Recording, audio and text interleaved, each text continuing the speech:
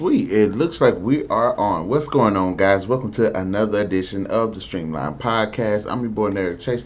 And in this video, we're going to be talking about the best and worst horror films of the 80s. I did want to get a bit more specific, and I did kind of want to break this over to the break of debates, but I'm not able to. So I'm going to go ahead and start making these on the Streamline Podcast because that's what the Streamline Podcast is for. And granted, I haven't seen all of the 80s films, and a lot of these films, people might argue, are better than what I think they are, or worse than what I think they are. But don't care because this is my channel. This is a Streamline Podcast started by me, and I'm going to go ahead and give you my opinions.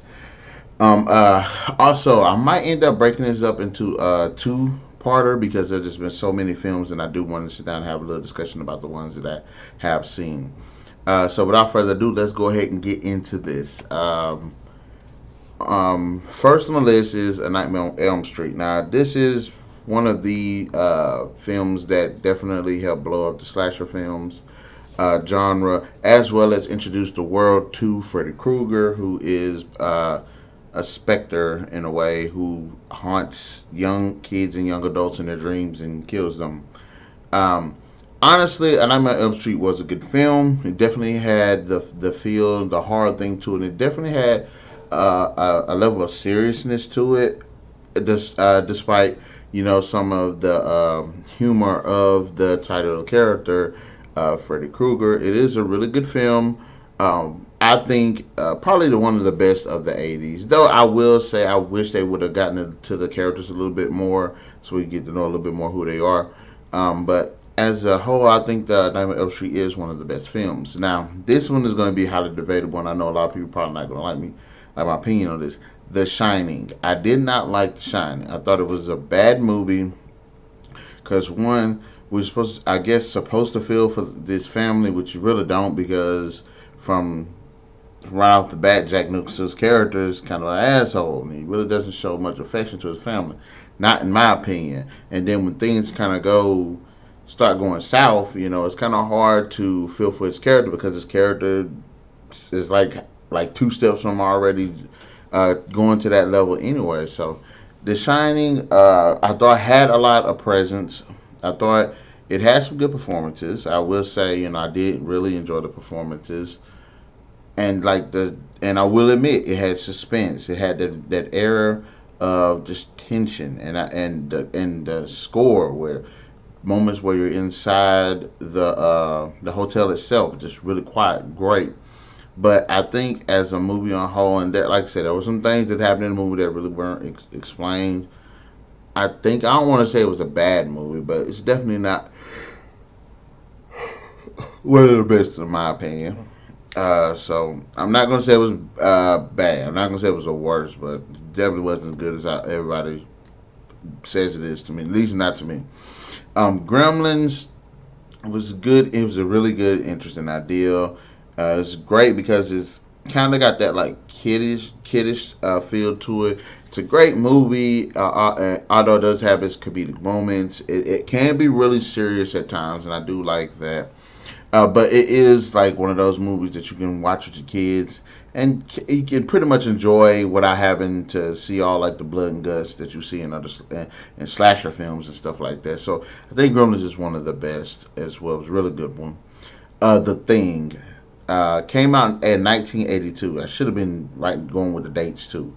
The Thing came out in 1982, and it's about these men that are these scientists that are in the Arctic region or a Arctic region where they come across the corpse of an alien, and of course the alien ends up there was frozen in ice. The alien ends up infecting one, and it has the ability to mimic the people it kills. So it becomes this very tension-filled, suspense-filled, atmospheric, just great all-around horror film. One of the best, in my opinion, of all time. It's definitely one of my favorites. The practical effects are really good, really good, really good. Yes, there are some they don't really, they could, like, compared to what we have now, but for its time, it still even holds up today with its special effects. It's a great movie with a great story, great tension. Just you don't know, the characters don't know who's the thing. They don't know who's infected, who's not infected, and it just creates a lot of great dynamic and interesting moments for the characters. Definitely one of the best, in my opinion. We do have Hellraiser, which came out in '87. Excuse me. I'm on the fence about Hellraiser because, in a sense, I think that the movie is interesting, but I think it feels very inconsistent, and the story is kind of stupid. I mean, it's just something I really can't take it seriously because it doesn't feel like it knows what it wants to be. It doesn't know if it wants to be this weird supernatural horror or this like erotic horror and I just don't understand. Like I understand the movie, but it just feels like it's just a little bit all over the place. It's like who are it's like what are we actually seeing or who is actually the bad guy? Yes, the uncle is the bad guy, but we also have these Cenobites that are actually bad guys as well, and it's like couldn't it be more towards the Cenobites rather than the uncle because that uncle thing was just weird. Just that was just pretty much a waste of story in my opinion. It'd been a lot better to just focus more on that Cenobites. So Hellraiser, not really. The Evil Dead. Now I gave this movie a chance a while ago. Really didn't like it, but when I went back and watched it recently, which was like 2 years ago, I was like, it's actually a pretty good film. Yes, it does have a bit of humor in it, but it's actually pretty good. The way that it has the hard themes in it. I'm not gonna lie. I start when I was watching like the makeup effects and stuff. I'm like, yeah, the makeup isn't. It could have been a bit better, but it is a pretty interesting and entertaining flick. So I will say, The Evil Dead was actually one of the best horror films of the '80s. We have next in '81 American Werewolf in London. I'm sorry, I did not like this movie. Now, I remember seeing American Werewolf in Paris before I seen this movie. And I liked American Werewolf in Paris because it was a bit more faster, characters I felt a little bit more interesting. In London, not really. I did not like the main protagonist. I thought the guy was just a dumbass. Now, I will say I did like the practical effects when it came to the werewolf.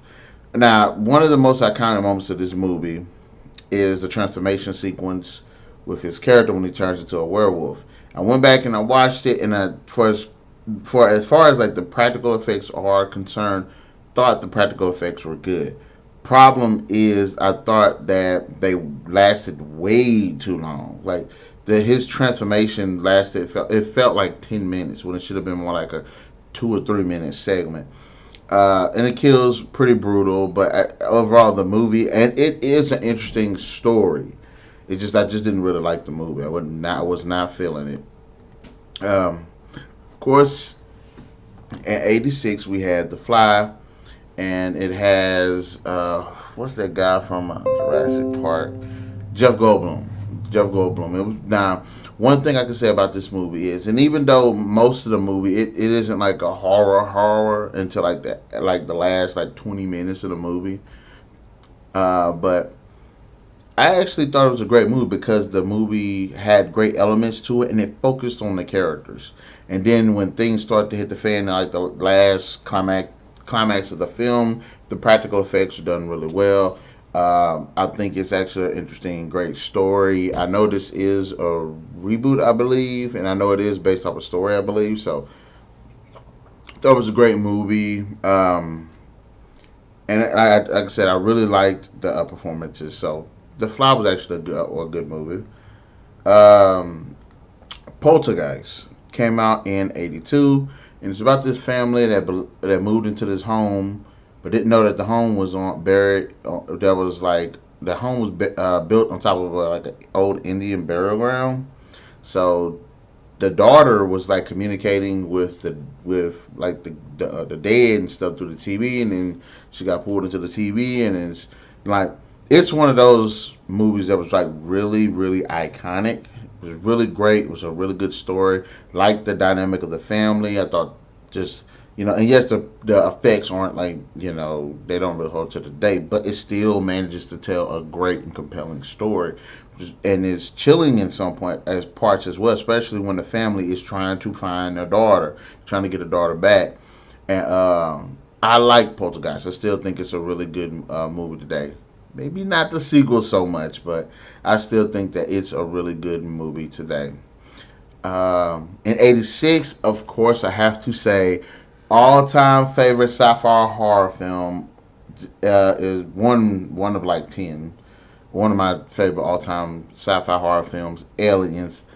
We have Ripley coming back, and this time instead of her having to deal with one alien on the ship, she has to deal with the whole colony of aliens on this planet with these Marines. It's a great movie that does a fantastic job of balancing humor, drama, sci-fi elements, action, and horror. Definitely has a lot of great tension-filled moments, very memorable moments.